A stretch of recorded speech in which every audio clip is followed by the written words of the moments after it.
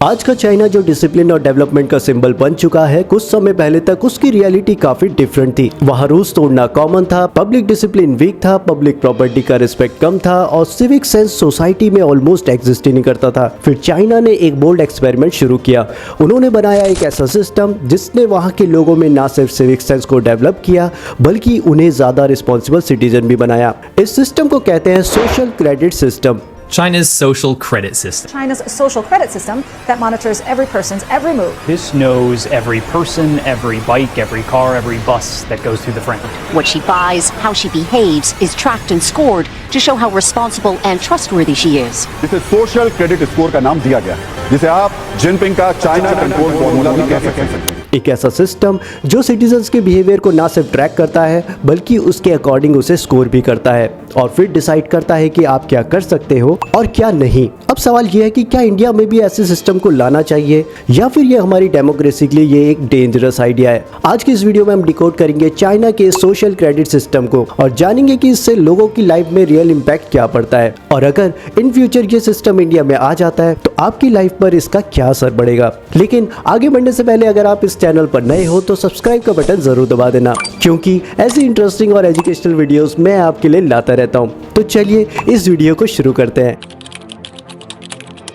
सबसे पहले समझ लेते हैं कि चाइना का सोशल क्रेडिट सिस्टम आखिर है क्या। बहुत लोग सोचते हैं कि ये कोई एक मोबाइल ऐप है या कोई गवर्नमेंट की वेबसाइट है जहां हर सिटीजन का स्कोर दिखता है, लेकिन रियलिटी उससे काफी ज्यादा कॉम्प्लेक्स है। चाइना का social credit system actually multiple systems का कॉम्बिनेशन है। कुछ सिस्टम चाइनीज गवर्नमेंट ऑपरेट करती है और कुछ प्राइवेट कंपनीज के थ्रू चलाया जाता है। इस इनिशिएटिव को ऑफिशियली 2014 में लॉन्च किया गया था और उस वक्त गोल ये था कि इसे 2020 तक पूरे चाइना में इम्प्लीमेंट कर दिया जाए। इस सिस्टम के पीछे बेसिक आइडिया बहुत ही सिंपल है। जो लोग रूल्स को फॉलो करते हैं और रिस्पॉन्सिबल बिहेवियर दिखाते हैं उन्हें रिवॉर्ड्स मिलना चाहिए और जो लोग रूल्स को तोड़ते हैं या डिसऑनेस्ट बिहेवियर करते हैं उन्हें इसके कॉन्सिक्वेंसेस फेस करने चाहिए। पर यहाँ पर अभी एक इम्पॉर्टेंट बात समझनी जरूरी है। ये सिस्टम अभी भी फुल्ली नेशन वाइड इम्प्लीमेंट नहीं हुआ है। डिफरेंट सिटीज में डिफरेंट पायलट प्रोग्राम्स चल रहे हैं। कुछ सिटीज में स्ट्रिक्ट इम्प्लीमेंटेशन है और कुछ में बिजनेसेस के लिए और कुछ में अभी भी ये टेस्टिंग फेज में चल रहा है। एग्जाम्पल के लिए बीजिंग और शंघाई जैसे मेजर सिटीज में ये सिस्टम लिमिटेड फॉर्म में है, पर स्मॉलर सिटीज जैसे रोंगचेंग में सीरियस इम्प्लीमेंटेशन इसका देखने को मिलता है। अब समझते हैं कि ये सिस्टम प्रैक्टिकल लेवल पर काम कैसे करता है। चाइना में सिटीजन्स के डिफरेंट टाइप के स्कोर्स मेंटेन किए जा सकते हैं। सबसे पहले आता है फाइनेंशियल स्कोर। ये काफी हद तक इंडिया के सिविल स्कोर जैसा कॉन्सेप्ट है। इस स्कोर में ट्रैक किया जा सकता है कि किसी ने लोन रिपेमेंट टाइम पर किया है या डिले किया है, क्रेडिट कार्ड बिल्स आपने रेगुलरली टाइम पर पे किया है या नहीं, और ओवरऑल उस पर्सन की फाइनेंशियल रिलायबिलिटी कैसी है। इसके बाद आता है गवर्नमेंट कंप्लायंस स्कोर।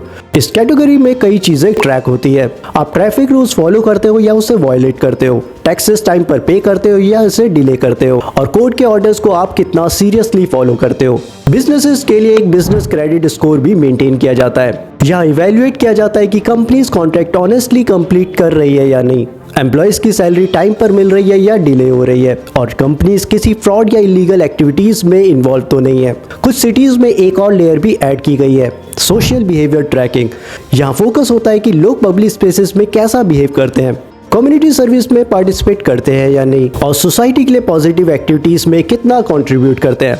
एग्जाम्पल के लिए चाइना का रोंगचेंग सिटी, यहाँ एक point based pilot system run किया गया था जहाँ सिटीजन्स को स्टार्टिंग स्कोर दिया जाता था और फिर उनके बिहेवियर के अकॉर्डिंग पॉइंट्स ऐड या डिडक्ट होते थे। सिंपल वर्ड्स में ये सिस्टम ये समझने की कोशिश करता है कि एक सिटीजन सोसाइटी के लिए कितना रिस्पॉन्सिबल है।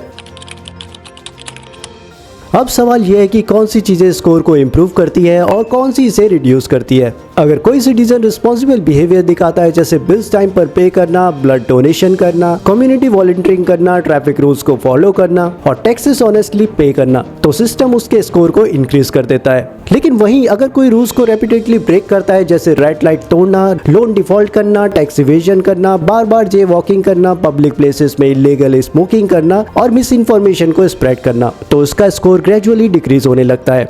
और फिर यहीं से सिस्टम का एक बहुत ही पावरफुल कंपोनेंट एक्टिवेट हो जाता है। इसे कहते हैं ब्लैक लिस्ट। 2019 तक 13 मिलियन से ज्यादा चाइनीज सिटीजन ब्लैक लिस्ट हो चुके थे। ब्लैक लिस्ट का मतलब ये है कि किसी का स्कोर इतना लो हो गया कि गवर्नमेंट ने उस पर सीरियस रेस्ट्रिक्शंस लगा दिए। आइए जान लेते हैं कि इसका रियल इम्पैक्ट क्या पड़ता है। रिपोर्ट्स के मुताबिक सिर्फ एक साल के अंदर ही 23 मिलियन फ्लाइट्स बुकिंग ब्लॉक कर दी गई थी ब्लैकलिस्ट सिटीजन्स के लिए और लगभग 5 million high speed train tickets भी डिनाई किए गए। अगर कोई ब्लैकलिस्ट में आ जाता है तो उसके लिए बैंक लोन्स लेना एक्सट्रीमली डिफिकल्ट हो जाता है, क्रेडिट कार्ड्स रिजेक्ट हो सकते हैं, बिजनेस लाइसेंस अप्रूव नहीं होते और कुछ केसेस में आपके बच्चों तक का प्राइवेट स्कूल्स में एडमिशन डिनाई कर दिया जाता है और गवर्नमेंट जॉब्स के चांसेस भी ऑलमोस्ट खत्म हो जाते हैं। वहाँ की कुछ सिटीज में तो पब्लिक प्रेशर क्रिएट करने के लिए पब्लिक शेमिंग टैक्टिक्स भी यूज किए गए, पर यह प्रैक्टिस सिर्फ कुछ ही स्पेसिफिक सिटीज में इंप्लीमेंट हुई थी। एग्जाम्पल के लिए शेंडोंग प्रोविंस पे जे वॉकर्स की फोटोज पब्लिकली डिस्प्ले की गई, बिलबोर्ड्स पे, सिनेमा हॉल्स में और बस स्टॉप पे, पर यह नेशन वाइड पॉलिसी नहीं थी। लेकिन ये सिस्टम से पनिशमेंट देने के लिए नहीं बना। चाइना में एक और कॉन्सेप्ट भी यूज होता है, रेड लिस्ट। रेड लिस्ट में उन लोगों और कंपनीज को रखा जाता है जो कंसिस्टेंटली रिस्पॉन्सिबल और ट्रस्टवर्दी बिहेवियर दिखाते हैं। अगर कोई सिटीजन या बिजनेस रेड लिस्ट में आ जाता है तो उसे कुछ स्पेशल बेनिफिट्स भी मिलते हैं, जैसे गवर्नमेंट अप्रूवल्स जल्दी मिलना, एडमिनिस्ट्रेटर काम फास्टर प्रोसेस होना, इंस्पेक्शन कम होना और कुछ केसेस में तो फाइनेंशियल सर्विसेज तक बेटर एक्सेस मिलता है। सिंपल वर्ड्स में सिस्टम का लॉजिक ये कहता है कि जो लोग रूल्स फॉलो करे उसे रिवॉर्ड्स मिलते हैं और जो रूल्स तोड़ते हैं उस पर रेस्ट्रिक्शंस लग सकती है। लेकिन ये सब इंप्लीमेंट करना पॉसिबल कैसे हुआ? इसका आंसर है मैसिव टेक्नोलॉजी इंफ्रास्ट्रक्चर। चाइना में 200 मिलियन से भी ज्यादा सीसीटीवी कैमरास है। हर मेजर इंटरसेक्शन, हर पब्लिक एरिया और कई रेजिडेंशियल बिल्डिंग्स तक कैमरा से कवर्ड है। इन कैमरास को कनेक्ट करता है एडवांस फेशियल रिकॉग्निशन एआई। ये सिस्टम रियल टाइम में लोगों की आइडेंटिटी डिटेक्ट कर सकता है। अगर कोई पर्सन ट्रैफिक रूल्स को ब्रेक करता है तो कैमरा उस इंसिडेंट को रिकॉर्ड करता है। फेशियल रिकॉग्निशन सॉफ्टवेयर उस पर्सन की आइडेंटिटी को आइडेंटिफाई करता है और कुछ केसेस में फाइन ऑटोमेटिकली जनरेट होकर डायरेक्ट उस पर्सन के फोन पर नोटिफाई हो जाता है। अगर ऐसे वायलेशन रिपीट होते हैं तो सिस्टम ऑटोमेटिकली उस सिटीजन के स्कोर को रिड्यूस कर देता है। इस तरह टेक्नोलॉजी, सर्विलेंस और डेटा सिस्टम मिलकर एक ऐसा नेटवर्क क्रिएट करते हैं जो बिहेवियर को कंटिन्यूअसली मॉनिटर करता है। अब यहाँ एक इम्पॉर्टेंट डिफरेंस समझना जरूरी है। चाइना में दो अलग चीजें एग्जिस्ट करती हैं। एक है कमर्शियल क्रेडिट सिस्टम जैसे सीसेम क्रेडिट और दूसरा है सोशल क्रेडिट सिस्टम जो गवर्नमेंट ऑपरेट करती है। सीसेम क्रेडिट एक वॉलेंट्री सिस्टम है जो अलीबाबा ग्रुप रन करती है। इस पे स्कोर 350 से 950 तक होता है। अगर किसी का स्कोर हाई है तो कुछ एक्स्ट्रा बेनिफिट्स उसे मिल जाते हैं, जैसे होटल बुकिंग बिना डिपॉजिट के, कार रेंटल बिना एडवांस पेमेंट के और कुछ सर्विसेज तक इजी एक्सेस।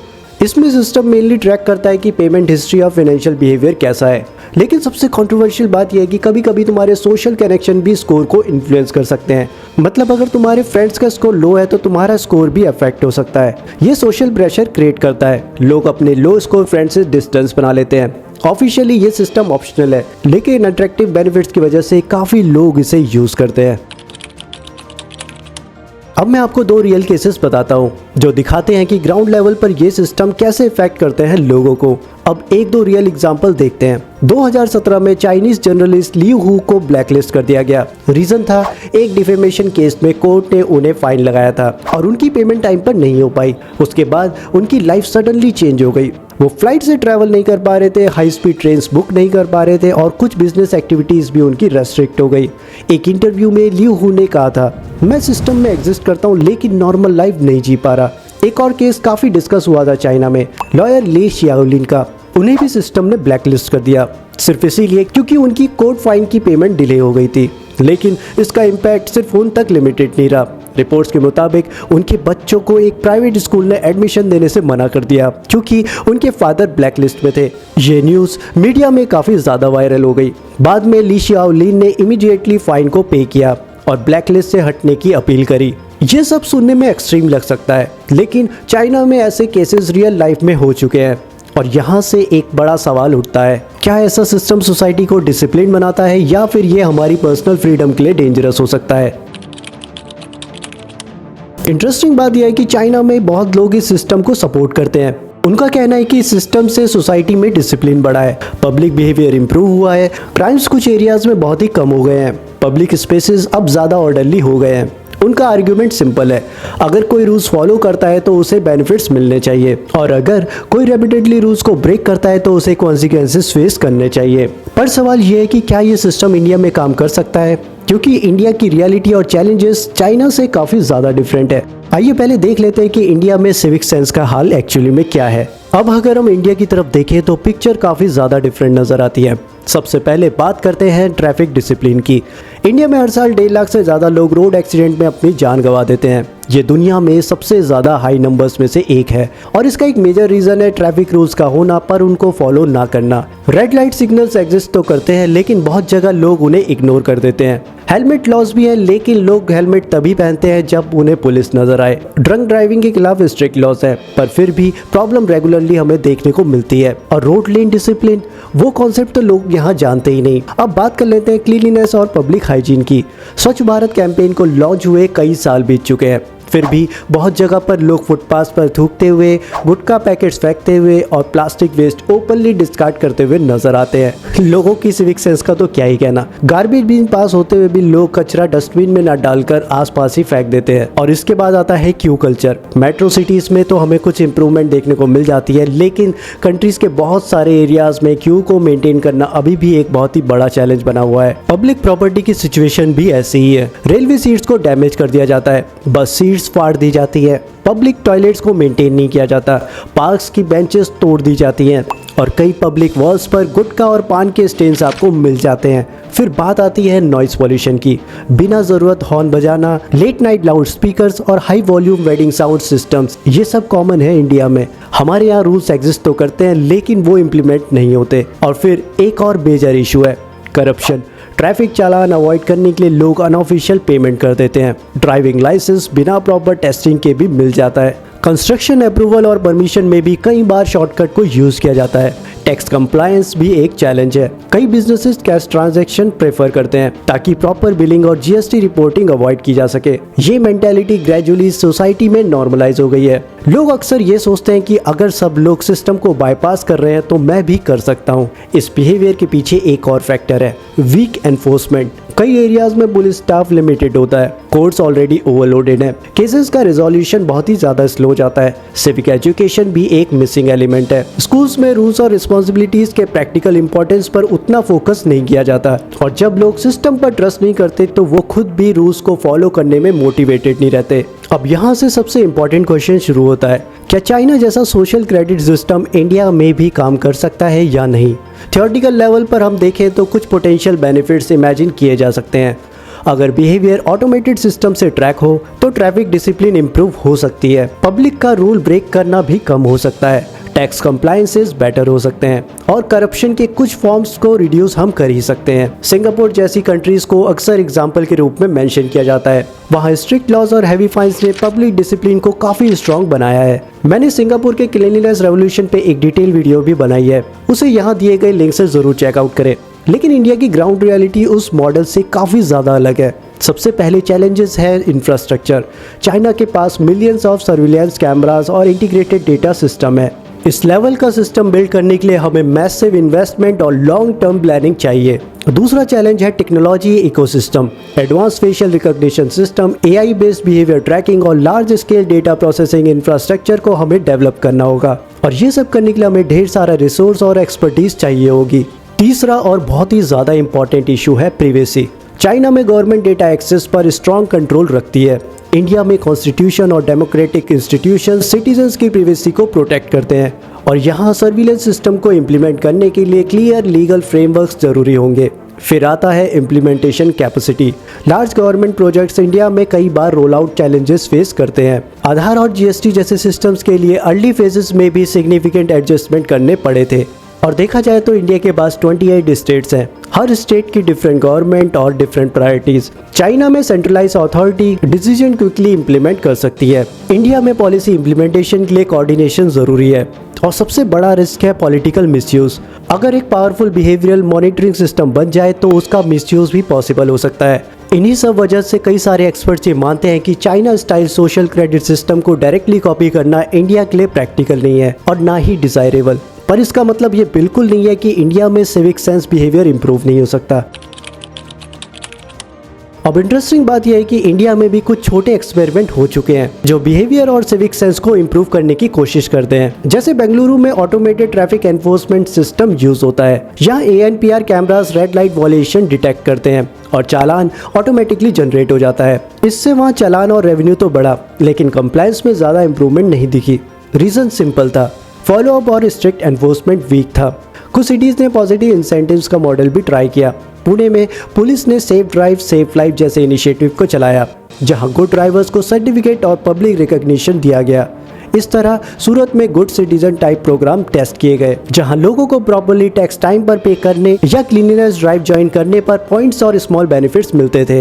लेकिन ज्यादातर इनिशिएटिव्स पायलट लेवल तक ही लिमिटेड रह गए, क्योंकि लॉन्ग टर्म फंडिंग और कंसिस्टेंट इम्प्लीमेंटेशन नहीं हो पाया। लेकिन एक एग्जाम्पल ऐसा भी है जो दिखाता है कि चेंज पॉसिबल है। इंदौर सिटी कुछ साल पहले काफी ज्यादा डर्टी हुआ करता था। फिर वहां की म्युनिसिपल कॉर्पोरेशन ने सिस्टमैटिक रिफॉर्म्स और सिटीजन पार्टिसिपेशन को स्टार्ट किया। Door to door waste collection, strict monitoring और पब्लिक अवेयरनेस कैंपेन्स चलते रहे और रिजल्ट इंदौर लगातार कई सालों तक इंडिया के क्लीनलीनेस सिटी बन गया। ये प्रूव करता है कि अगर सिस्टम स्ट्रांग हो और इम्प्लीमेंटेशन कंसिस्टेंट हो तो सिविक बिहेवियर को चेंज करना पॉसिबल है। अब सवाल ये आता है कि इंडिया के लिए रियलिस्टिक सॉल्यूशंस क्या हो सकते हैं।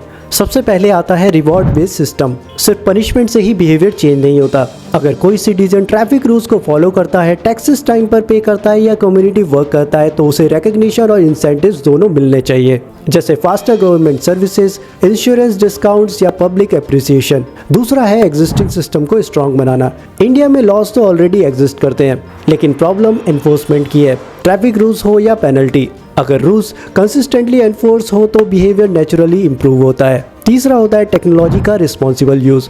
कैमरास और डिजिटल टूल्स हेल्प कर सकते हैं, लेकिन प्रिवेसी सेफगार्ड्स के साथ। ट्रांसपेरेंसी और अकाउंटेबिलिटी भी उतनी ही ज़्यादा इंपॉर्टेंट है।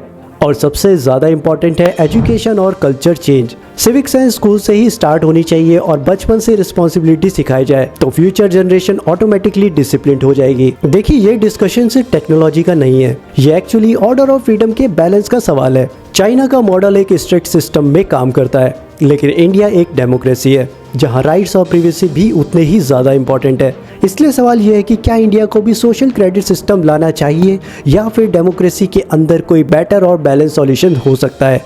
आपका क्या ओपिनियन है, कमेंट्स में आप ज़रूर शेयर कीजिए। मेरा पर्सनल व्यू सिंपल है, सोसाइटी सिर्फ फेयर से डिसिप्लिन नहीं बनती, वैल्यूज़ और अवेयरनेस से भी बनती है। टेक्नोलॉजी रूल्स एनफोर्स कर सकती है, लेकिन रियल सिविक सेंस एजुकेशन से आता है। और जब लोग खुद रिस्पॉन्सिबल बन जाते हैं तब उन्हें कंट्रोल करने के लिए सिस्टम्स की ज़रूरत नहीं पड़ती। एक स्ट्रॉन्ग सोसाइटी वो नहीं होती जहां हर जगह कैमरास लगे हों, बल्कि वो होती है जहां लोग बिना कैमरास के भी सही काम करें। जय हिंद।